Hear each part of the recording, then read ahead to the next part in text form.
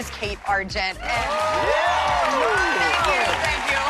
And this is the weekly Teen Wolf after show that brings together cast members and celebrity fans to discuss all of the madness of the past 60 minutes. I'm so happy that one of our favorite guests from last season, Cole Plante, will be here every week as our house DJ.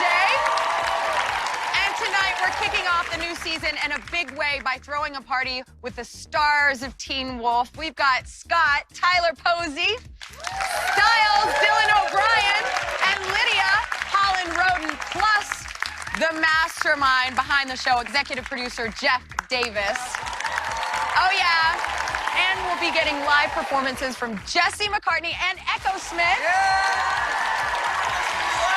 Oh, yeah. That's going to be great. So I just want to get right into this episode. Jeff, the first question is for you. How much time has passed between the ending of season 3 and the beginning of season 4? About 2 months have passed, just enough time to create some new dynamics with the relationships between all of our friends and our pack, and enough time for them to do a little grieving so we can come back with a bang. And speaking of grieving, how much does the death of Allison still affect all of the characters this season? For Scott, I mean, Allison was his first love, only love so far. You know, he's got a lot of feelings for Kira, but it's different with Allison, along with everybody else who's had their first love. It's intense, especially they're still so young, and the relationship wasn't that long ago, you know, so there's still a lot feelings for Allison, and I think it's like a coming-of-age moment. I think he's kind of numb from Allison's death, and yeah, Scott's definitely affected, and he will be the rest of his life, I think. Mm-hmm. What about you, Dylan? Well, Scott is Styles' best friend, and he kind of lives and breathes anything that he does, you know, so, I mean, not to the extent that he does, obviously, but that's it for Styles. He feels his pain. Yeah. Yeah.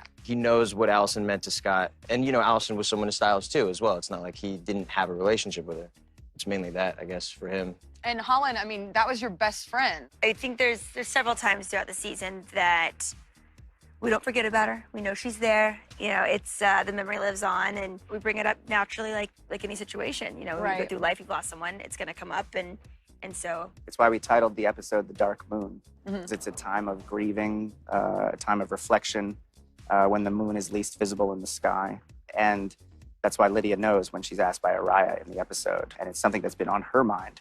But I think it's important for a show like this, too, to experience these kind of struggles, for teenagers especially. You do lose people in life, and in our characters' lives, actually, it's a way for them to sort of graduate towards adulthood.